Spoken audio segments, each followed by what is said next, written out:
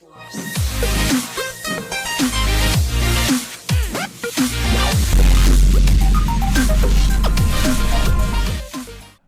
and gentlemen, my name is Brendan Plays. This is Total Extreme Wrestling, the go-home show for the All Elite Wrestling Fighter Fest pay-per-view. My name is Brendan Plays. Great to be back with you.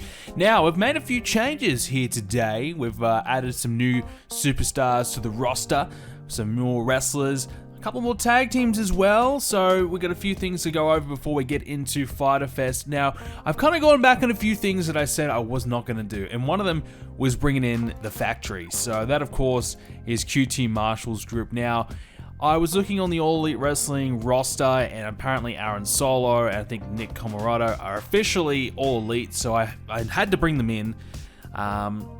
And there really wasn't anything for them to do. They could have been a low-end tag team on their own, but I figured, well, you know, QT's not doing anything at all. The Nightmare Family, that tag team, you know, it can go. We don't really need it at all, so I'd rather have Dustin on his own. He's been practically on his own anyways. He's holding Dustin down. So I figured we'll get rid of QT from that. We'll let him do the Factory. Anthony Ogogo, we can maybe try and give him a bit of a push out of this.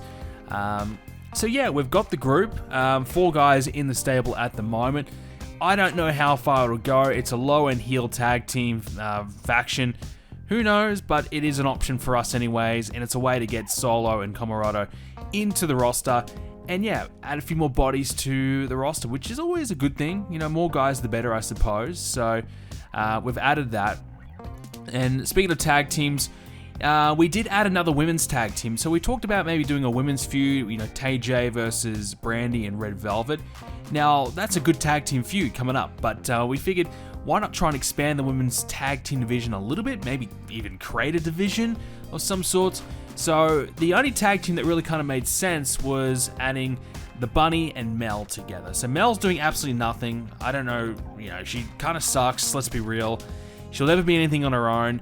So if we have to have her under contract, because apparently she's still with AEW, surprisingly, we might as well use her. And I figured the only person that would really suit with her was the Bunny, so Allie. And that gives us another heel tag team. Obviously, as you know, we're struggling a little bit on the heel side of things. So we've gone with that just to try and, you know, create a third tag team in the women's division.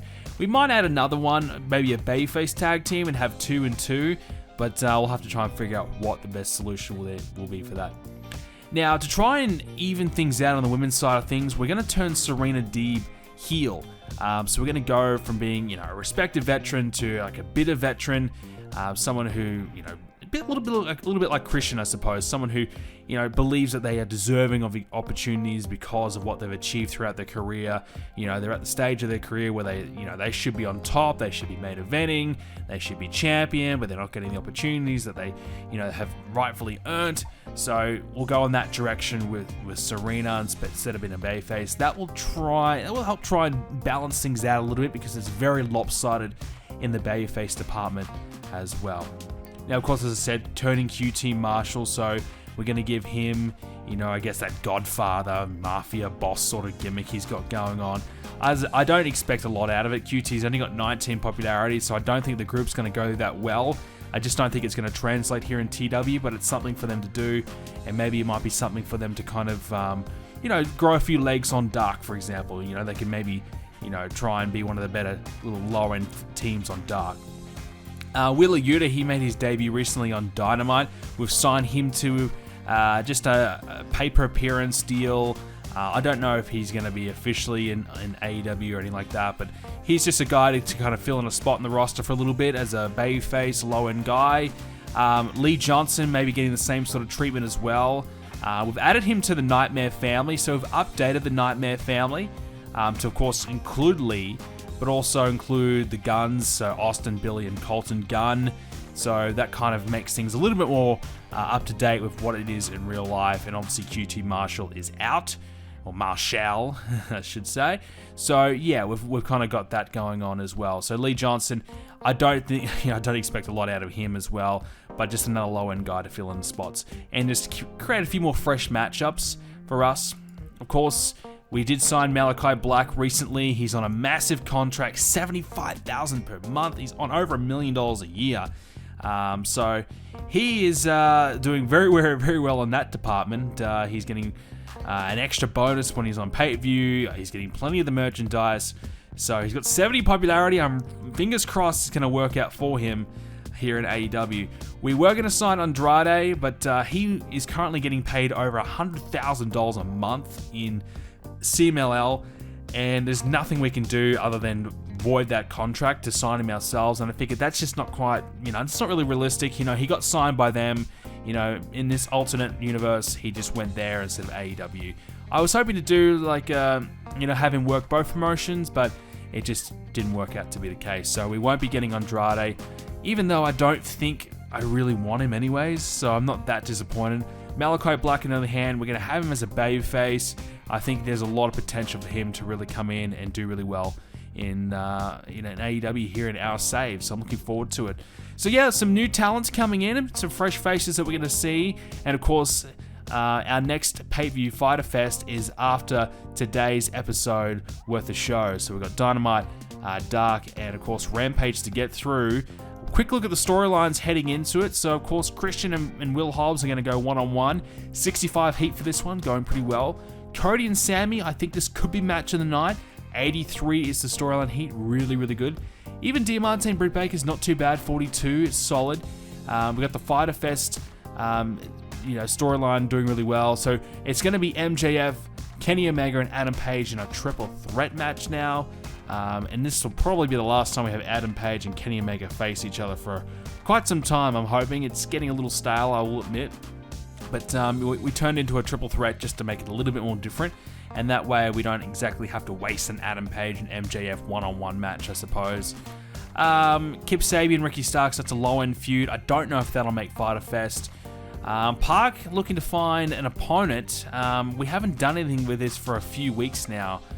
We were going to go Malachi Black versus Park, but I'm not 100% sure if I want to have Malachi Black in the TNT Championship mix. I'm thinking maybe as a main event slot is probably more appropriate. Maybe, I'd have to think of an opponent. Maybe Kenny Omega and Malachi Black right off the bat would be pretty fun.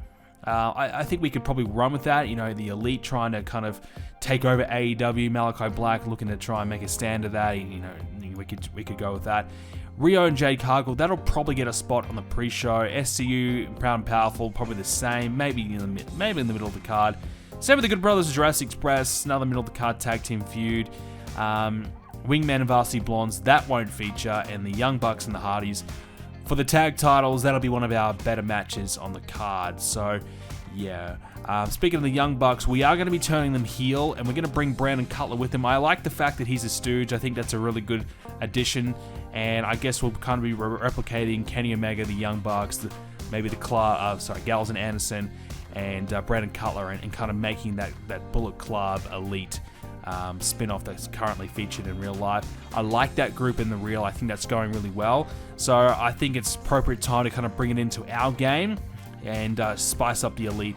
Of course, we call them the Super Elite at the moment, and we'll bring in those extra pieces to the group very, very soon. So lots of twists and changes coming up very, very soon. But of course, we have to get into our next couple of shows before we get to Fighter Fest. So let's jump straight into it.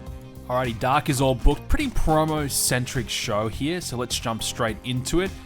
On the pre-show, we got a chance to see how Mel and the Bunny work together. They took on Julia Hart and Leva Bates for a 30-rated match. The Bunny 36, Mel not bad, 25. Julia Hart, I think this could be her first match, I'm not sure. 13, Leva Bates 24. In the end, we actually had Ryan Nemeth come in, distract Julia Hart, and cost her the match. Continuing that storyline and allowing the Bunny and Mel to pick up their first win as a tag team. So yes, we do want to change Mel's gimmick. So she's now a woman on a mission. She wants to try and work and achieve what she wants. It was given the rating of poor. Okay, not a great start to a new gimmick, but hopefully that will improve. Serena D picked up a win over Layla Hirsch. So Serena Deeb's hint at a heel turn got a poor reaction because she's still fairly new to her role as a babyface. Serena 32, Layla though 36, pretty good from her. 37 rated match. So Layla's got some good stats. She doesn't have great, physical size or presence or star quality, I don't feel. But in-ring stats are really solid. So she's someone that we probably should be looking at, keeping an eye on a little bit closer. So we're trying to plant the seeds here for Serena, picking up some wins on Dark for the next few weeks to try and set her up for a heel turn. Alright, we had the Death Triangle kicking off Dark this week, cutting a promo. Obviously, Park searching for an opponent. That's what's going on lately, is to try and boost up that storyline. The Bunny and Mel talk about their new alliance, and that's a 31 rated promo. So kind of, talking about their formation as a team, what their future plans are, etc. Jade Cargill sends one final warning to Riho ahead of their match at Fighter. Lee Johnson makes his debut against Ricky Starks. Lee Johnson had an in-ring performance of 7. Yep, let that sink in. Just let that sink in. 7. He debuted his new blue-collar gimmick. It was rated poor. So the crowd shitting all over the new gimmicks tonight. No good so far. Ricky Starks, 44. He tried his best, but yeah. 34 rated match. Speaking of Starks, he and Chaz starts talking a bit of trash about Kip Sabian, who ran to the ring and attacked Ricky. 47 rated here. So good stuff there from Kip Sabian. And as he runs to the ring to try and shut Ricky Starks up. So probably one last segment between those two before the pay-per-view. Diamante cuts a promo. She talks about the struggles that she had to get to AEW and to be in a pay-per-view title match. So a full babyface promo here as we try and get the fans to get behind Diamante ahead of her match against Britt Baker. Lance Archer, he's in a segment for once, and he has been hyped up by Jake Roberts, 67. Our main event was a fatal 4-way tag team match, so the Hardys looking for one last win to certainly solidify themselves as the number one contenders. They pick up a win, of course, and Jeff 77, Matt 65. The other teams involved with Hybrid 2, the Private Party, and the Natural Nightmares. So obviously, mentioned the Natural Nightmares going to be breaking up, so this is one of the ways that we're going to go ahead and implement that. So QT Marshall not turning just yet. But he probably will now. So post-match, QT and Dustin have a falling out over their future as a team. All the guys involved in the Natural Nightmares are out there, including Cody Rhodes, to try and make this segment a bigger deal. Cody's out there to try and reason with QT. Just wasn't happening. So QT looked dreadful in this segment. Brandy wasn't any good either. Cody was great. Everyone else, not so much. So 66 rated. So there you have it. I suppose let's turn him heel and change the gimmick too. So QT, his gimmick was rated poor as well. So we are just not having any luck at all. But he has a very marketable gimmick. It'll sell more merchandise. So he'll go from selling 1 t-shirt to maybe 3 t-shirts. That's a pretty good, it's pretty good. Too many recent terms have been shocks with little build-up behind them. The fans are becoming a little jaded. This turn suffered as a result. There you go. The turn didn't go down too well. Yeah, I guess we had a few turns and twists and turns on this show, didn't we? So we probably overdid it a little bit. We need a little bit more build up for the next ones. Overall, 57 rated show. Not that bad in the end. Alrighty, we're looking to stack the deck a little bit and have a big episode of Dynamite before the pay-per-view. Let's get into it. On the pre-show, we had Ryan Nemeth. He is telling the Varsity Blondes that he's going to ask Julia Hart out on a date. The Varsity Blondes are furious, so Ryan Nemeth trying to get the attention of Julia Hart in her match on Dark, ended up costing her the match, but he says he's not going to give up on her. He's going to try and see if she'll go out on a date with him. We kicked off the main show though with Sting in the ring. He's got MJF, Adam Page, Kenny Omega, Wardlow's there as well for backup as he hosts a confrontation between those three as they all talk about the upcoming triple threat match. And we're going to do a tag team match and as our main event. So we're going to reunite Adam Page and Kenny Omega. Bitter rivals, two guys who just simply hate each other. Well, they have to team up tonight to take on MJF and Wardlow. 95 rated for the opening segment. Very good. Should be a good main event, so we'll see how it all goes down. So probably the last time those two will team up together. Park took on the debuting Wheeler Yuta, who his blue chipper gimmick was given the rating of great. Finally, someone did well with their new gimmick. 65 rated, Park 79, Wheeler 23. So no surprise Wheeler didn't do that well, but nonetheless, Park carrying him to a good match. It makes it his 11th defense of the TNT Championship. And post-match, Park says he's getting tired of waiting for competition. He demands a match at Fyter Fest 73. So I think what we might do is we might still do the Malachi Black versus Park match, but just not put the title on the line. You know, Park can refuse to put the championship on the line because he didn't know who his opponent was going to be. You know, there's a way out of it. There's a heelish move we can do. That might be the way to go. Alright, we've got an 8-man tag team match. We've got the Hardys teaming with Jurassic Express to take on the Good Brothers and the Young Bucks. So here's a chance for the Young Bucks and the Good Brothers to kind of reunite a little bit and kind of reconnect. The Young Bucks, 80 and 79 apiece. They were the best in the match. Jeff Hardy, 71. Matt Hardy, 61. Jungle Boy was really good though, 61 as well. So it did drop down the Young Bucks and Hardy storyline a little bit, unfortunately. But in the end, it was actually Nick Jackson who pinned Luchasaurus after cheating to win. So he used his tag team title belt to hit Luchasaurus to win. So obviously being paired up with the Good Brothers, forcing the Young Bucks to go back to their old heelish ways. And that's a way we're going to tease potentially them turning very soon. So not too bad in the end, 68. Post-match gets a little bit better. The Hardys are confused and upset, and they confront the Young Bucks as to why they cheated to win. So they would have thought, hey, we're going to get a fair and square match here against the Young Bucks. Are you guys going to try and cheat your way to victory at the pay-per-view instead of having a clean match? All these questions have been asked by the Hardys, 73 rated for that segment. Moving on, Sammy Guevara defeated Dustin Rhodes with a 67 rated match. Sammy 68, Dustin 48. Good solid match here from Sammy Guevara, beating Cody's brother ahead of their matchup. Post-match, Chris Jericho, he congratulates Sammy Guevara on his win and wishes him all the best against Cody. So last week we had Chris Jericho doubting Sammy Guevara. You know, is he good enough to beat Cody? If I couldn't do it, then how's Sammy going to do it? Sammy got pretty upset about that. Jericho trying to make amends today as he, wishes him all the best and probably apologizes as well. 84 for that one. Christian Cage defeats Scorpio Sky in a 67 rated match as Mark Henry's on commentary watching on. Christian 73, Scorpio 46 to advance the Hobbs and Christian storyline. Post-match, it's Mark Henry. He gets off the commentary booth. He starts arguing with Christian about Will Hobbs. Well, Will Hobbs comes from behind and hits the big power slam on Christian Cage. So Mark Henry setting up Christian, and they get one up on Christian after all this time. Christian's been talking a lot of trash, so good to see Will Hobbs beating down Christian Cage in this one. 65 was the segment. We had SCU saying that their time is running out and they need a big win over Proud and Powerful at Fyter Fest to keep them in the rankings. 53 rated, so not a bad promo from these two. We haven't really used them a lot in promos as of late, but both guys are pretty solid on the stick. And our main event was Kenny Omega and Adam Page, the former tag team champions, teaming up maybe for one last time. They had two great in-ring performances. MJF was really good as well. Wardlow the only one letting everybody down. So Adam Page 83, Kenny 89, Wardlow 59, MJF 82. Kenny and Adam Page won when Adam Page pinned Wardlow. So Wardlow taking the L here. That's pretty much why he was there.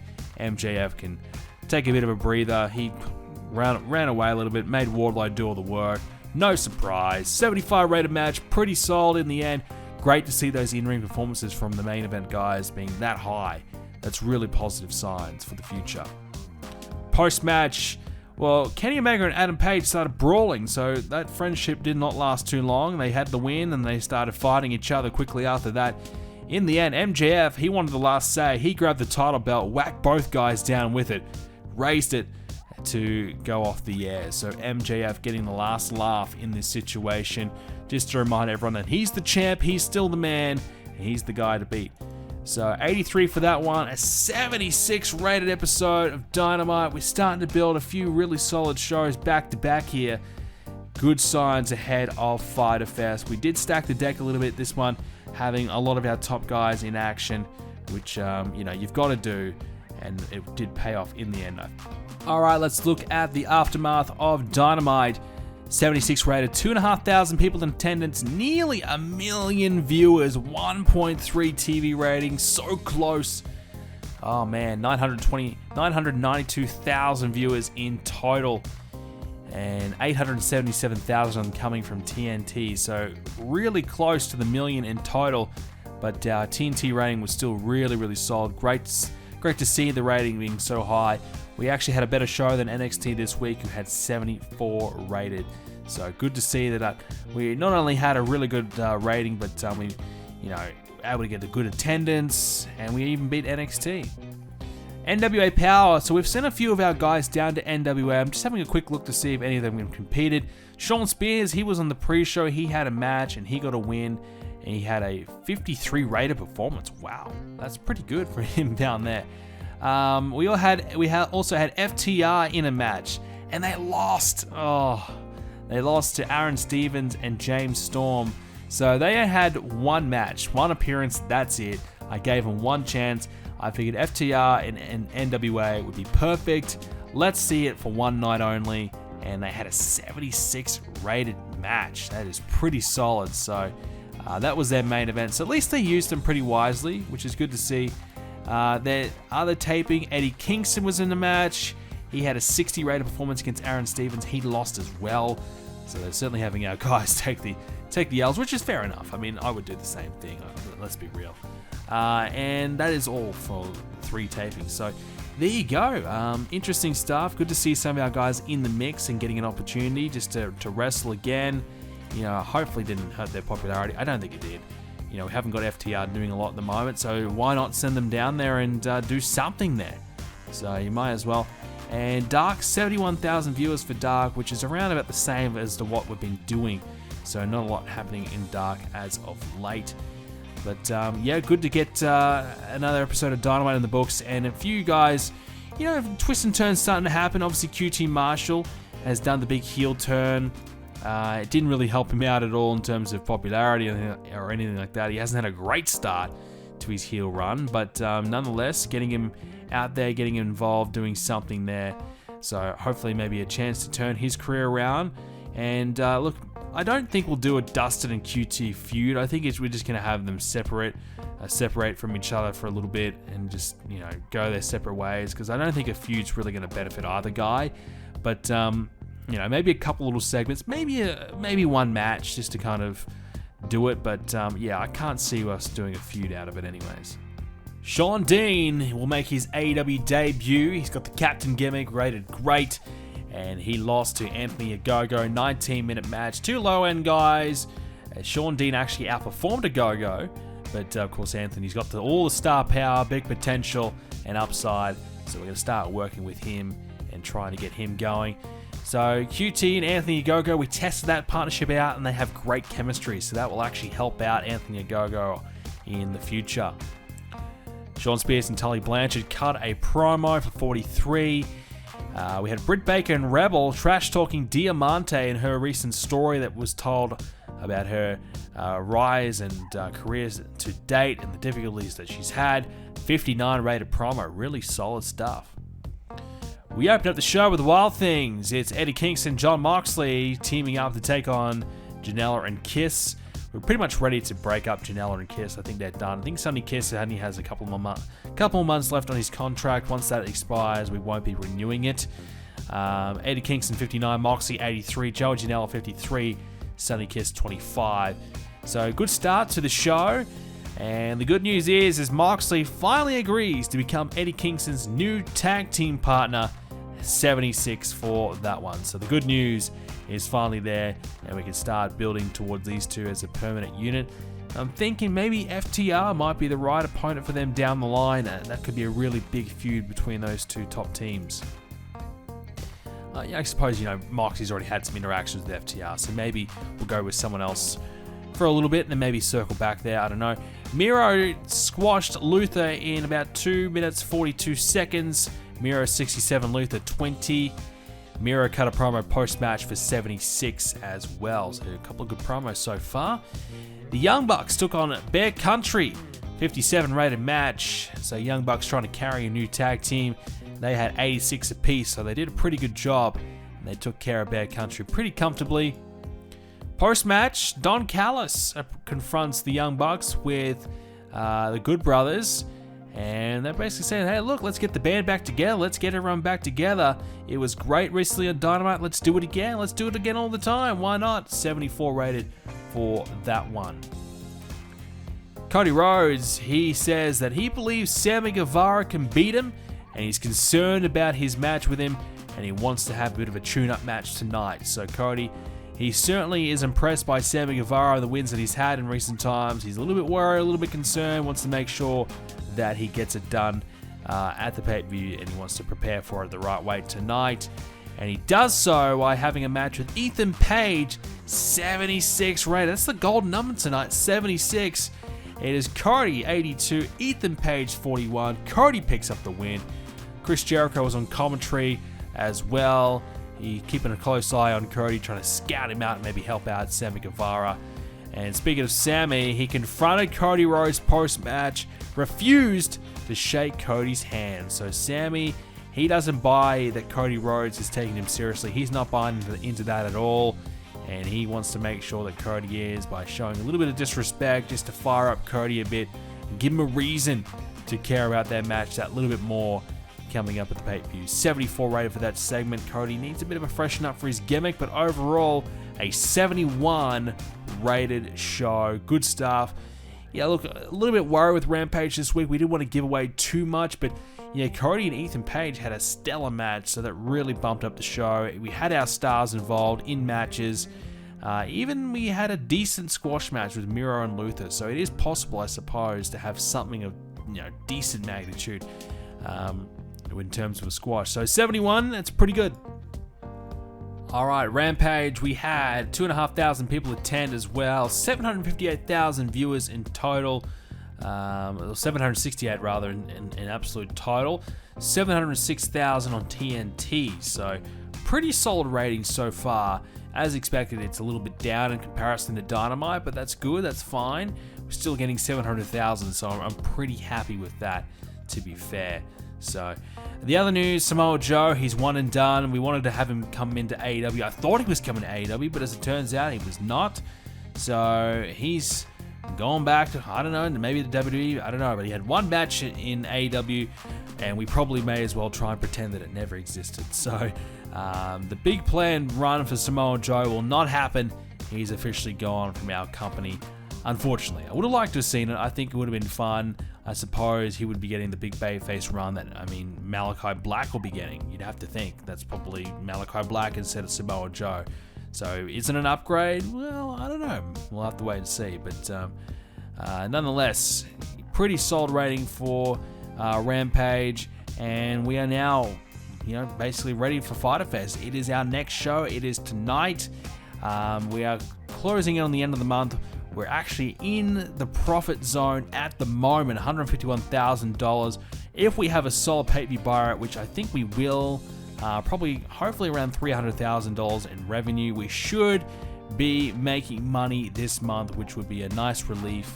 Obviously, having the extra show, we should be starting to make money and have the feel with the fans back as well. So we'll probably have a big attendance available for the pay-per-view, maybe 10,000 plus, which would be great. That'd be a nice number for us to try and accomplish.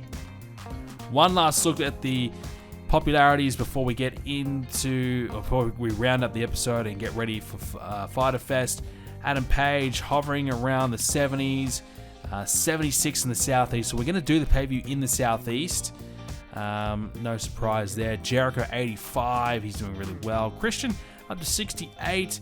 Cody had a great match, he's got 81. The Hardys have had a lot of matches as of late. 71 for Jeff, which is good to see. Moxley up to 79. Kenny Omega 77. The Young Bucks 67 and 68. Wouldn't mind seeing them boosting up a little bit. MJF 77 in the Southeast. He's got in the 80s everywhere else, so we've got to get him out of the Southeast, I suppose. Park 66 now from him, so all these really strong matches from Park has helped elevate his popularity quite a bit, which is surprising but really great to see. He's now a legitimate main event guy, so we could start to use Park in a much bigger way, I suppose, going forward. which would be really, really great for us to have another top guy at our disposal, someone who can certainly perform at that higher level, which is exactly what we need. We'll go further down the card. Someone like Ethan Page, he had a really solid match. He might have gained some popularity. Jungle Boy, no. Luchasaurus, not quite just yet. Let's check down a little bit further. As we said, Ethan Page, 41 in the Southeast now. I don't think that's a game, but nonetheless, he's probably his best match to date. Absolutely, against Cody Rhodes, which is great to see. Great to see him really delivering there. He did pretty well on his own, I'll give him that. It wasn't all Cody. He did do his little fair share as well.